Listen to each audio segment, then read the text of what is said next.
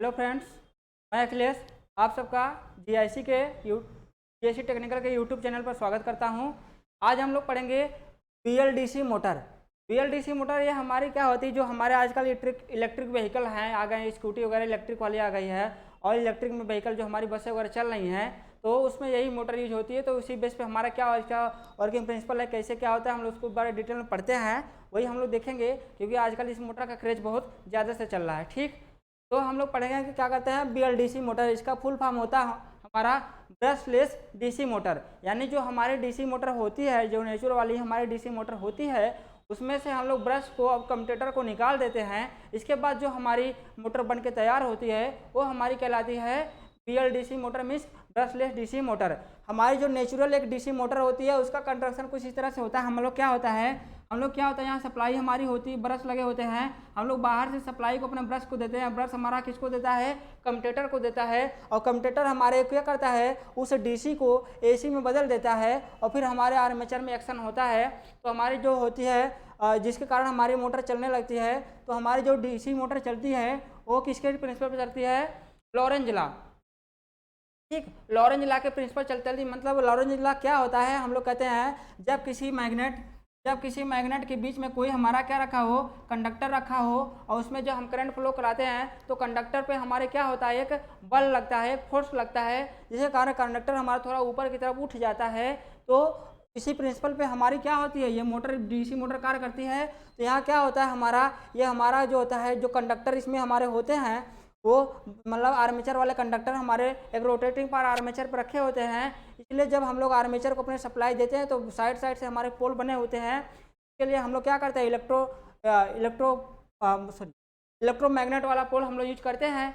तो क्या करते हैं, जब इस आर्मेचर को सप्लाई यहाँ से देते हैं तो हमारे आर्मेचर में सप्लाई आती है, हमारे कंडक्टर में करंट फ्लो होती है। तो बाहर हमारे बगल बगल में जो इलेक्ट्रोमैग्नेट रखे होते हैं उनके कारण हमारा ये जो कंडक्टर होता है उस पर एक फोर्स कार्य करता है। तो कि हमारा कंडक्टर एक रोटेटिंग पार्ट में आर्मेचर पर रखा होता है, इसलिए हमारा आर्मेचर घूमना शुरू कर देता है, और हम कहते हैं हमारी डीसी मोटर जो होती है ऑपरेशन में आ जाती है। लेकिन यही काम हम क्या करते हैं, जब बीएलडीसी मोटर बनाते हैं तो इसमें जो हमारे ब्रश होते थे और कम्यूटेटर होते हैं उनको हम लोग हटा देते हैं। ब्रश और कम्यूटेटर को हटा देते हैं तो हमारा किस तरह से क्या होता है, तो हमारी जो ये कंस्ट्रक्शन बनाती है ये हमारी कौन सी होती है, ये बीएलडीसी मोटर की होती है। ये बीएलडीसी मोटर होती है, हम लोग कहते हैं जो नॉर्मल हमारी डीसी मोटर होती है उसमें से ब्रश तथा कम्यूटेटर को हटा देने से जो और उसके कंस्ट्रक्शन में थोड़ा चेंजिंग कर देने पर जो हमारी मोटर बनती है वो हमारी ब्रश डीसी मोटर नहीं बीएलडीसी मोटर कहलाती है। उसके लिए हम लोग क्या करते हैं, जो हमारे आर्मेचर बाइंडिंग होती है वो स्टेटर पे रख देते हैं, जैसे हमारे 3 फेज इंडक्शन मोटर में होता है, तथा हमारे रोटर पे एक परमानेंट मैग्नेट रख देते हैं। ठीक, रोटर पे हम अपने परमानेंट मैग्नेट रख देते हैं। यही चेंजिंग हम लोग को करना पड़ता है कंस्ट्रक्शन में। यहाँ से हम लोग क्या करते हैं कि हम जब बैटरी द्वारा हम लोग यहाँ से हम क्या करते हैं, डीसी सप्लाई को देते हैं, बैटरी द्वारा डीसी सप्लाई देते हैं बीएलडीसी मोटर को। तो यहाँ हमारा ब्रश तथा कम्यूटेटर का काम, एक हमारा लगा होता है इन्वर्टर लगा होता है। ये इन्वर्टर हमारा क्या करता है कि डीसी सप्लाई किस में बदल देता है, एसी सप्लाई में बदल देता है इन्वर्टर। इस इन्वर्टर से हमारी एसी क्या होती है, हमारे स्टेटर में जो रखा हुआ है आर्मेचर, उसमें क्या होता है हमारे जाके एसी मिल जाती है।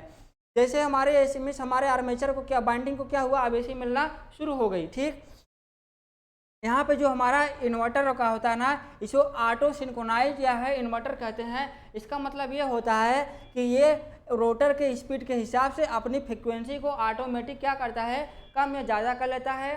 जितना फ्रीक्वेंसी ये कम ज़्यादा बढ़ा के देगा तो यहाँ पे जो हमारा रोटेटिंग मैग्नेटिक फील्ड हमारी बाइंडिंग में इंड्यूस्ड होगा वो उसी स्पीड भी उतनी चेंज होती जाएगी। कैसे होगी वो भी हम लोग आगे थोड़ा देखते हैं। तो यहाँ पे इसका वर्किंग प्रिंसिपल जो हमारा होता है, हम लोग कहें कि इसका वर्क प्रिंसिपल क्या हो जाएगा कि हम लोग यहाँ से बैटरी द्वारा क्या करते हैं, डीसी सप्लाई देते हैं। या डीसी सप्लाई हमारी किस में जाती है, इन्वर्टर में जाती है। ये इन्वर्टर से हमारा क्या करता है, डीसी को एसी में बदल देता है, और एसी सप्लाई हमारे मोटर में जाके जोड़ दी जाती है, में स्टेटर से कनेक्ट की जाती है। तो स्टेटर पर हमारे रखे हुए होते हैं आर्मेचर बाइंडिंग रखी है, तो बाइंडिंग को दी जाती है। इस बाइंडिंग में हमारे क्या होता है, एक रोटेटिंग मैग्नेटिक फील्ड जनरेट हो जाता है। एक रोटेटिंग मैग्नेटिक फील्ड हमारी क्या होती है, जनरेट हो जाती है। ये रोटेटिंग मैग्नेटिक फील्ड हमारे रोटेट करने लगती है, घूमने लगती है। तो हम लोग जानते हैं मैग्नेटिक फील्ड मतलब उसमें हमारा नॉर्थ और साउथ पोल भी होगा, यानी हमारे मैग्नेटिक फील्ड जब जनरेट हुई, जो रोटेटिंग फ्लक्स बनता है हमारा, वही तो हमारा मैग्नेटिक फील्ड बनता है, मीन्स वही हमारा एक तरह से मैग्नेट होता है। इसमें हमारे पोल नॉर्थ और साउथ पोल भी होते हैं, नॉर्थ और साउथ पोल भी होते हैं, ठीक, साउथ नॉर्थ पोल भी होते हैं, तो वो भी उसी वेट से, वही मतलब उसी स्पीड से क्या रोटेट कर रहे हैं, ठीक।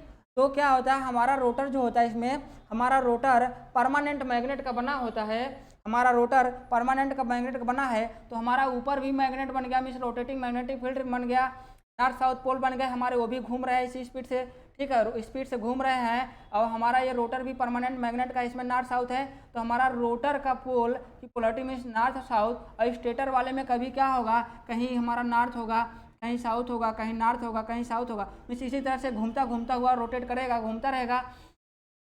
तो जब हमारा रोटेटिंग मैग्नेटिक फील्ड वाला नॉर्थ और हमारा जो हमारा रोटर रखा हुआ है इस परमानेंट मैग्नेट वाला, इसका नॉर्थ एक दूसरे के संपर्क समीप आते हैं, जोड़े में पड़ते हैं, सीधे में पड़ते हैं, ये इनको क्या करता है, डिफ्लेक्ट कर देता है।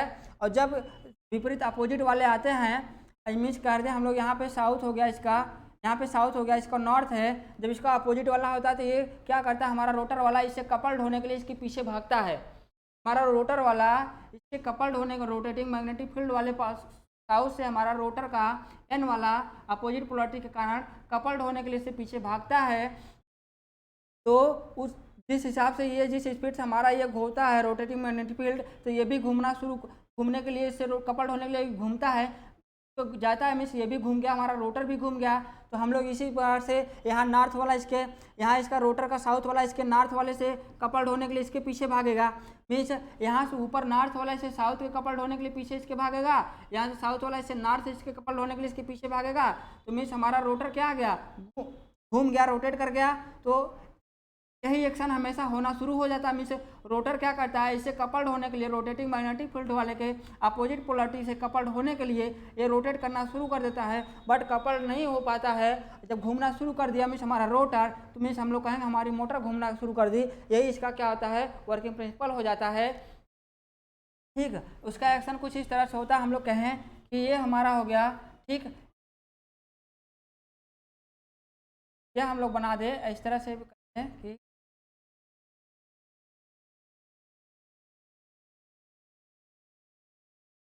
ठीक,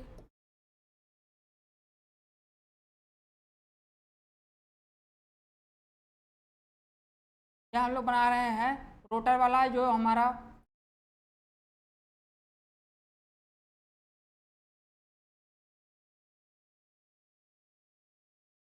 जो हम लोग रोटर को पोल बना रहे हैं, जो हमारे रोटर पे रखा हुआ परमानेंट मैग्नेट को हम बना रहे हैं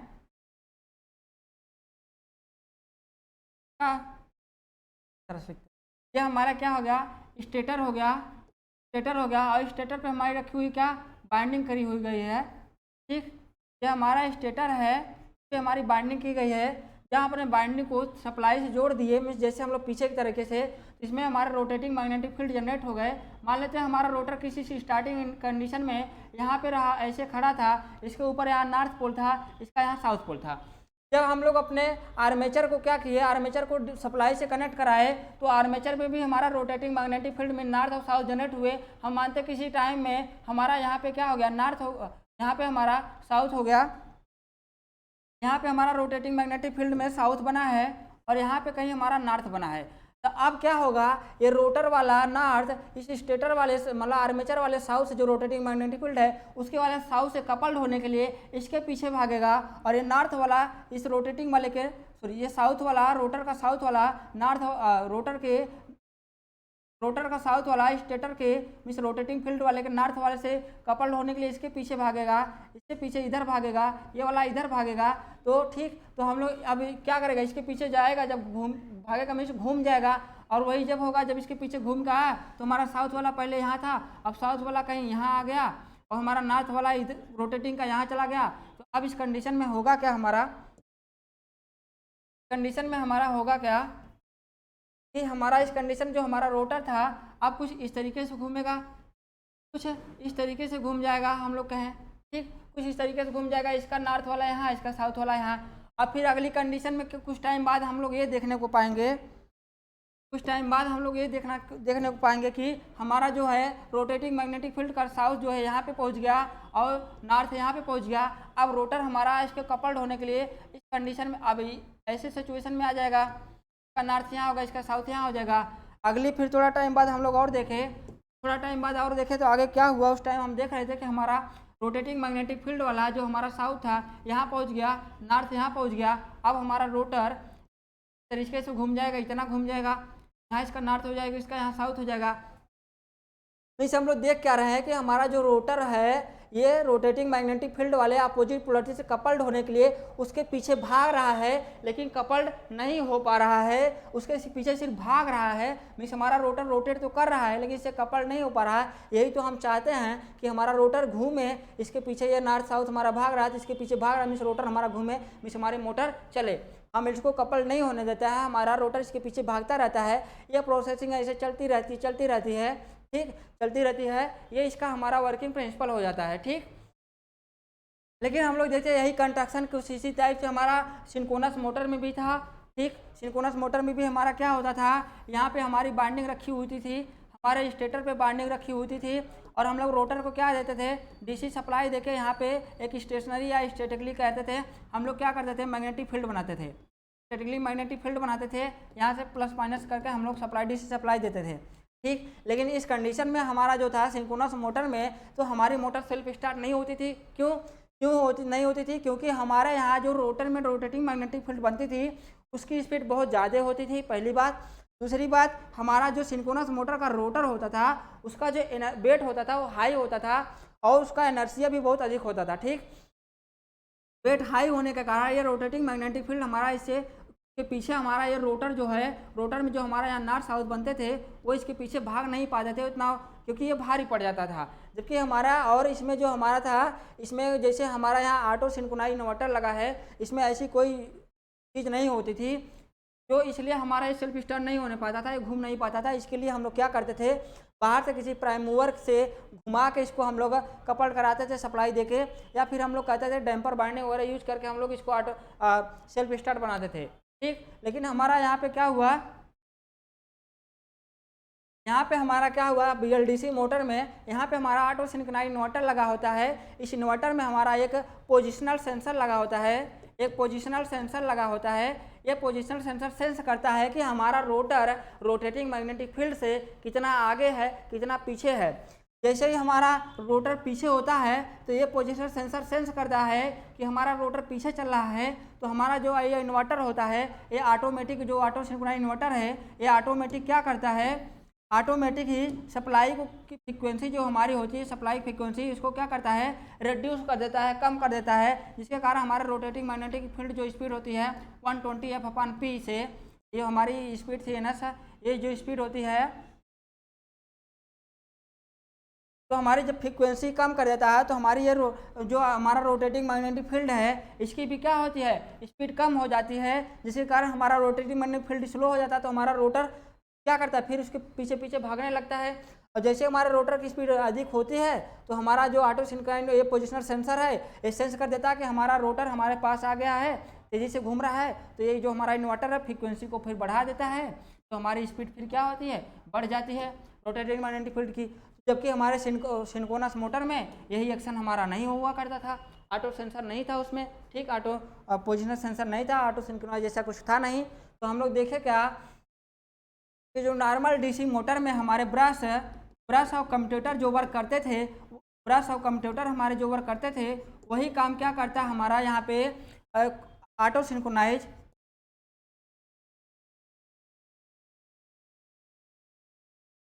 क्या कर रहा है, ऑटो सिंक्रोनाइज इन्वर्टर कर रहा है। एक इसके कारण पॉसिबल हो पाया है, ये पॉसिबल हमारा हो पाया है पावर इलेक्ट्रॉनिक्स के कारण, जो हमारा विकास हुआ पावर इलेक्ट्रॉनिक्स का, उसके कारण ये हमारा क्या हुआ है, ऑटो सिंक्रोनाइज इन्वर्टर आया है जो हमारा ब्रश और कम्यूटेटर के काम करने लगा है। मीन्स क्या किया, हमारे DC को AC में बदल दे रहा है, ठीक। और इसमें पोजिशनल सेंसर भी लगा है जो रोटर की स्पीड को भी उसके पोजीशन को भी सेंस कर देता है कि हमारा रोटर कितना आगे है, कितना पीछे है। ये हमारा वर्किंग प्रिंसिपल हो जाता है BLDC मोटर का। इसी प्रिंसिपल पे हमारी BLDC मोटर वर्क करती है। हम लोग जानते हैं कम्यूटेटर का क्या कार्य होता है। कम्यूटेटर हमारा क्या करता है, वो AC को DC में और DC को AC में बदलता है। जनरेटर के केस में हमारा कम्यूटेटर जनरेटर के केस में AC को DC में बदलता है और मोटर के केस में DC को AC में बदल देता है। इसको तो जनरेटर के केस में हम लोग इसको जनरेटर के केस में क्या कहते हैं, जनरेटर के केस में कहते हैं मैकेनिकल रेक्टिफायर कहते हैं।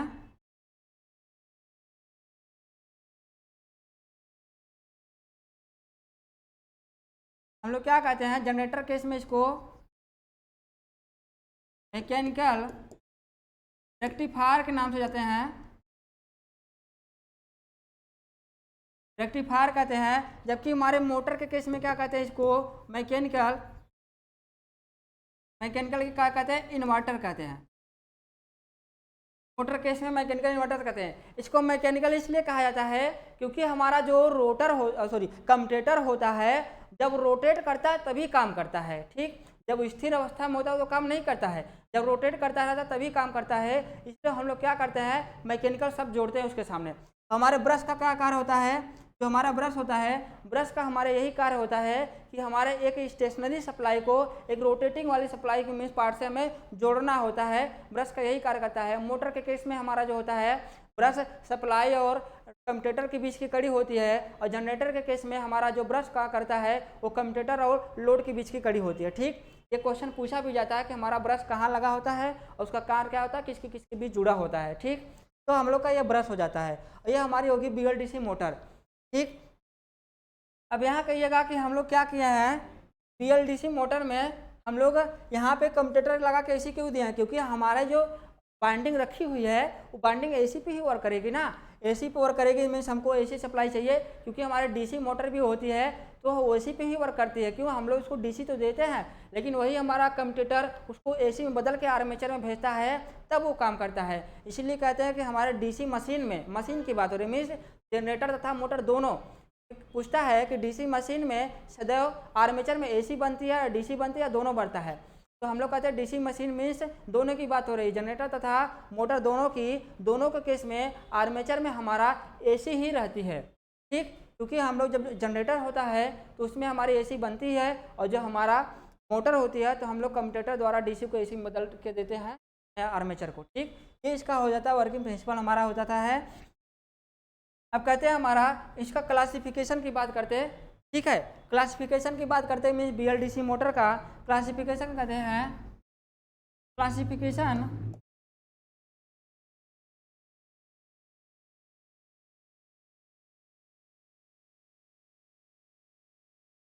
लोग कहते हैं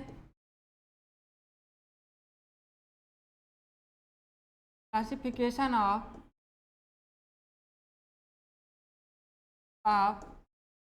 BLDC मोटर। तो कहते हैं जो हमारे BLDC मोटर होती है ना, इसको 3 भागों में बांटा जाता है। ठीक, कहते हैं एक पहला होता है on the basis of pole arc. ठीक, पोल आर्क क्या होता है, हमारा जब हमारी जब पोल बनता है ना, ये मोला जो हम लोग परमानेंट मैग्नेट वाला रखे हैं, हमने रोटर पर रखे हैं, तो जो ये हमारी डिस्टेंस होती है ये वाला, ये जो हमारा भाग उभरा हुआ भाग ये है ना, ये कहलाता क्या, पोलार कहलाता है। और इसके बीच की डिस्टेंस जो हमारी होती है पोलार लेंथ कहलाती है, on the basis of polar length. ठीक, ये हमारा पहला होता है। तो इसके हमारे जो ये हमारा कर्व टाइप का जो है, कर्व टाइप का ये आर कहलाता है। कर्व कितना लंबा चौड़ा है वो उसकी लेंथ कहलाती है। ठीक, दूसरा होता है हमारा on the basis of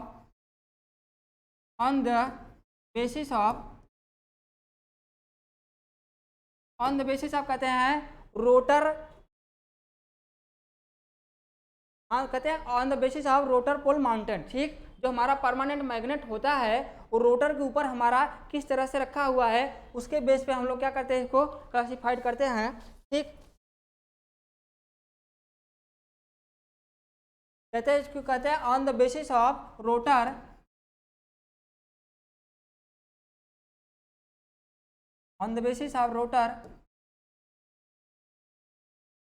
construction.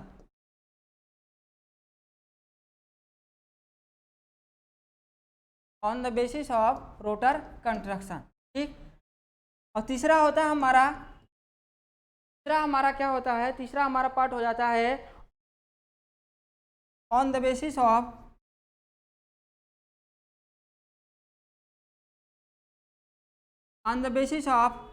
कहते हैं इलेक्ट्रॉनिक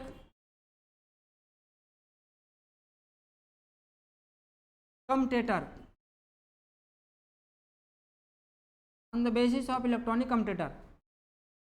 ठीक। तो कहते हैं on the basis of pole arc length. ठीक। On the basis of pole arc length, ये हमारा जो पहला टाइप होता है। ठीक। पहला टाइप हमारा होता है तो वो होता है 180 degree on pole arc length और 120 डिग्री। ठीक। तो उसका कैसा होता है, मीन्स हमारा जो ये हमारा बन गया, ये हमारा स्टेटर बन गया। ठीक है। ये हमारा अंदर रोटर रखा हुआ है। तो ठीक, जो हमारा पोल आर्क लेंथ है, अगर टोटल एक वाला नॉर्थ वाला अगर हम लोग का इधर का हो गया, साउथ वाला इधर का हो गया, इतना पार्ट कितना कितना एंगल बना लिया ये 180, मीन्स आधे आधे पूरा 360 हमारा सल का होता है, आधा आधा हम लोग काट कर दिए, तो आधा आधे हम लोग कट कर दिए, तो 180 इधर 180 इधर, तो हम लोग कहते हैं 180 इलेक्ट्रिकल डिग्री। ठीक।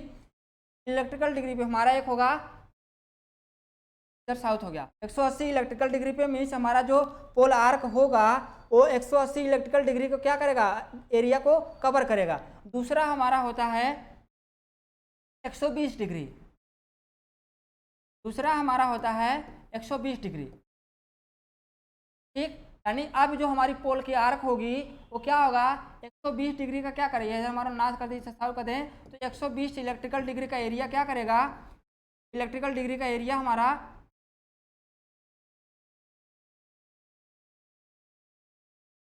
कवर करेगा। ठीक। 120 इलेक्ट्रिकल डिग्री का एरिया कवर करेगा। इस बेस पे हमारा क्या हो जाता है, पहला जो था हमारा पोल आर्क लेंथ के पे। ठीक है। दूसरा हमारा आता है रोटर कंस्ट्रक्शन पे, तो हमारा ये हो जाता है रोटर, जो हमारा परमानेंट मैग्नेट होता है। जब हमारा परमानेंट मैग्नेट रोटर के ऊपर रोटर के सरफेस के ऊपर रखा होता है, एक कंडीशन हमारा होता है, हमारा परमानेंट मैग्नेट होता है वो रोटर के सरफेस के कहाँ रखा हुआ है, ऊपर। ये हमारा नॉर्थ नॉर्थ हम लोग का दें,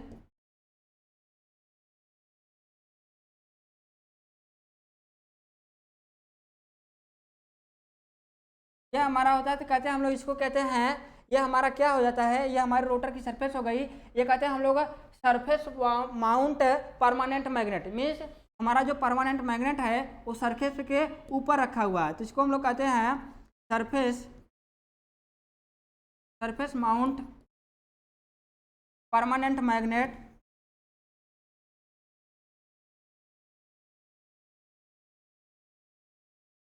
परमानेंट मैग्नेट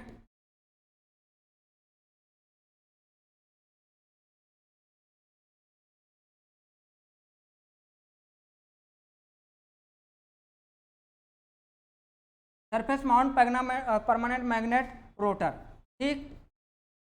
ये हो जाता है, मीन्स हमारा जो परमानेंट मैग्नेट हम लोग रोटर पर रख रहे थे वो रोटर के सरफेस के ऊपर रखा हुआ है। इसमें थोड़ी प्रॉब्लम आती है, इस रोटर को हम लोग यूज करते हैं तो इसमें सलियंसी आती है।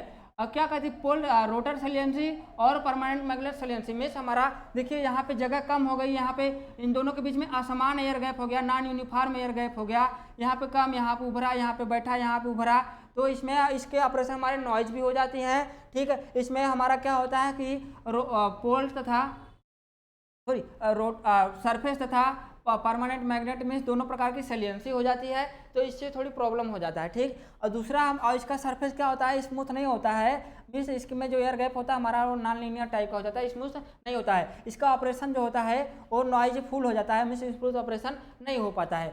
दूसरा जो हमारा होता है, दूसरा टाइप जो इसमें हमारा बनता है रोटर वाला, तो इसमें हमारा क्या करते हैं हम लोग, जो परमानेंट मैग्नेट होता है उसको हम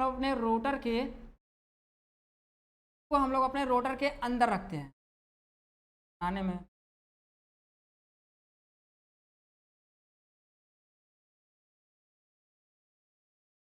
हम लोग क्या करते हैं, अपने जो हमारा मैग्नेट होता है परमानेंट वो रोटर के अंदर रखते हैं।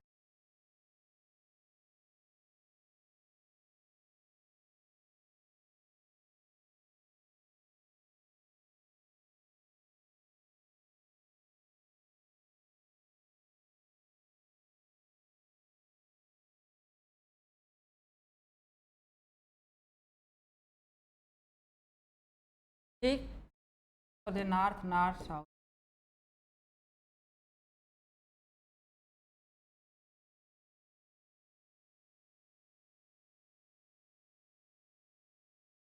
अब देखिए इसमें हमारा क्या हुआ, इसमें जो हमारा परमानेंट मैग्नेट था वो हमारे रोटर के, ये हमारा क्या है, रोटर है, ये रोटर के अंदर हो गया। ठीक, तो इसमें हम लोग क्या होता है कि कहते हैं इसकी जो स्मूथ सरफेस होती है वो स्मूथ होती है। इसमें जो हमारा ऑपरेशन होता है वो स्मूथ ऑपरेशन होता है, नॉइजलेस होता है, इसमें नॉइज नहीं होती है।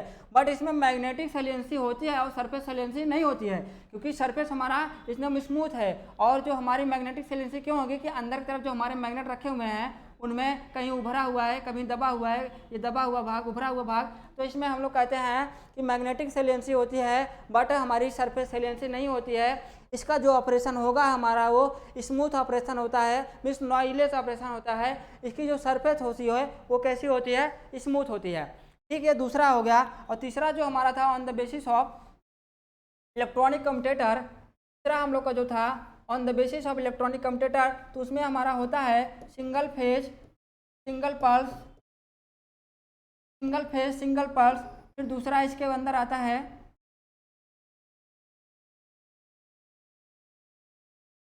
इसके अंदर आता है हमारा कहते हैं single phase dual pulse, dual pulse. ठीक, तीसरा हमारा होता है टू फेज टू पल्स। फिर इसके अंदर जो चौथा आता है वो होता है हमारा थ्री फेज थ्री पल्स। ठीक, फिर एक आता है हमारा पांचवा जो होता है वो होता है थ्री फेज सिक्स पल्स। ठीक, और फिर हमारा आता है सातवां आता है, सॉरी छठा, वो हमारा होता है मल्टी फेज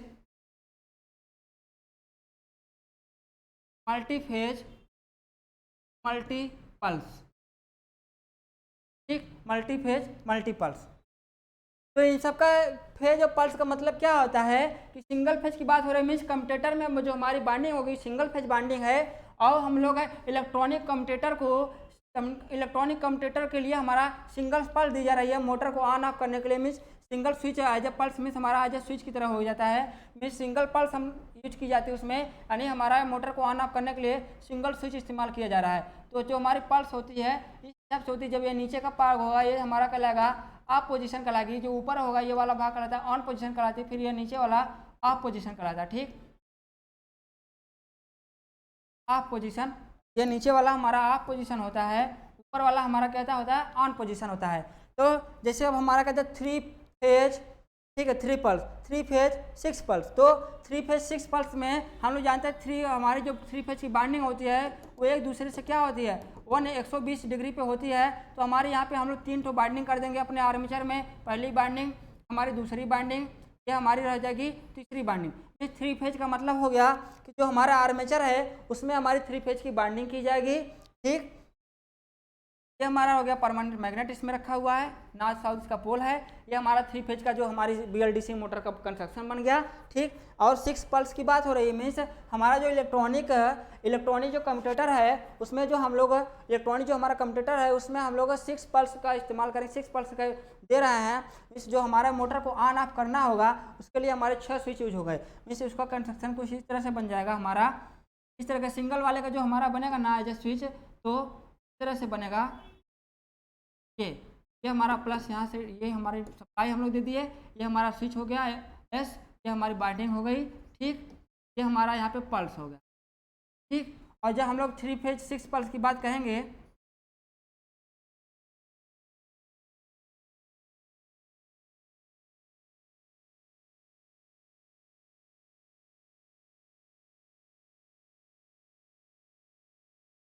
ठीक, ये हमारा क्या होगा, यहाँ से एक हमारी पल्स हो गई, ये हमारा स्विच S1 हो गया, एक हमारे यहाँ से पल्स हो गई।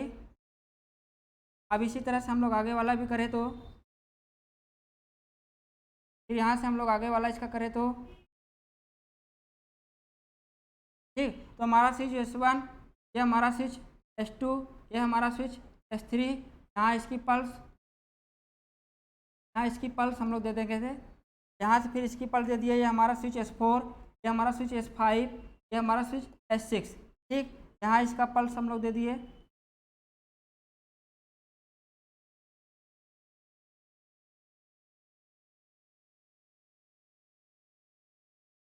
ठीक, और यहाँ इसकी हम लोग इसकी पल्स दे देते। तो ये हमारा बन गया क्या, ये हमारा बना किसके लिए, 3 फेज और सॉरी 3 फेज 6 पल्स के लिए बन गया।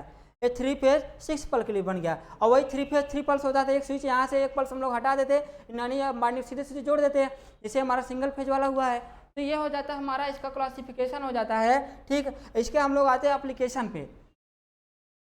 Application of BLDC motor. Application of BLDC motor. Application of BLDC motor. तो कहते हैं जो हमारी BLDC मोटर होती है ना, ये यूज होती है हमारी कहाँ पे यूज होती है, इलेक्ट्रिक एयरक्राफ्ट में। ठीक, होती है इलेक्ट्रिक एयरक्राफ्ट। ठीक, दूसरा हम लोग कहते हैं जो हमारी BLDC मोटर होती है यूज होती है इलेक्ट्रिक व्हीकल्स में। वही जो आप लोग चलाते हैं, स्कूटी मोटर बाइक चला रहे हैं, इलेक्ट्रिक वाली, इलेक्ट्रिक व्हीकल।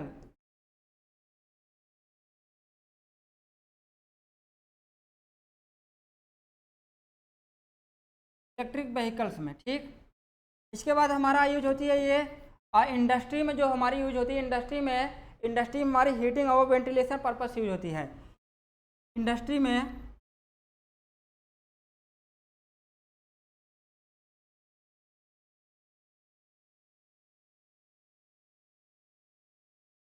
जो हमारी होती है हीटिंग तथा वेंटिलेशन कहते हैं।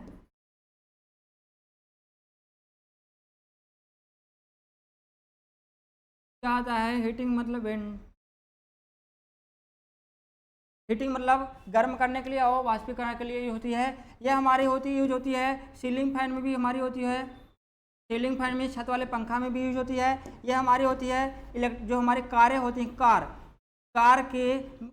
कार में जो हमारा रेडिएटर लगा होता है, उसके फैन के जो हमारा फैन होता है, कार के रेडिएटर में जो हमारा फैन लगा होता है इसमें हो जाती हैं। तो मतलब कार के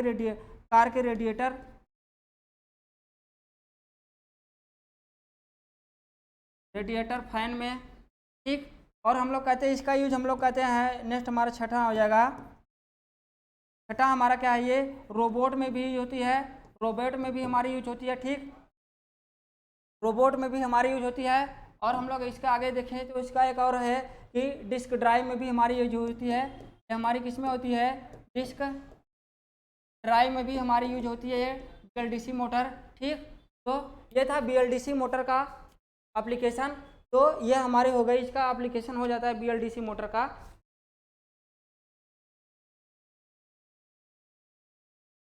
ठीक, वही मतलब हम लोग ऑटोमोबाइल भी कर लें तो वही आता है, उसी सेक्टर में आता है हमारा।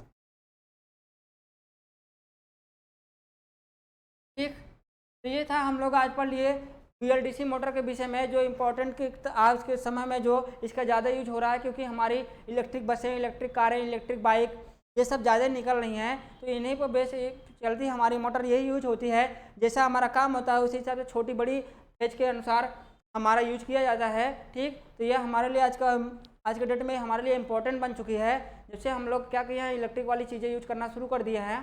ठीक, तो फ्रेंड आज हम लोग इसको पढ़ लिए हैं, इसके फुल देख लिए, इसका एप्लीकेशन देख लिए, इसका वर्किंग प्रिंसिपल देख लिए, इसके टाइप देख लिए, कैसे वर्क करती है। अन्य मोटर हमारी नेचुरल DC मोटर और सिंक्रोनस मोटर किसी तरह से ये अलग है, ये भी हम लोग देख लिए हैं। तो ठीक, आज के लिए इतना ही।